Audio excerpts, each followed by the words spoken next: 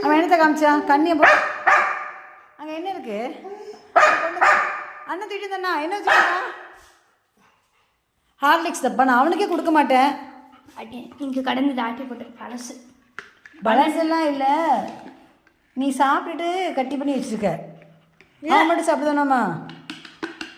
3வது மாதம் வாங்கினது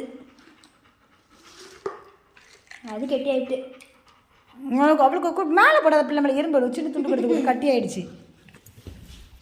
எல்லாம் நீ கொடுத்து கெடுத்ததுக்கு தம்பி எல்லாம் பார்த்து கண்டுபிடிச்சிருதா?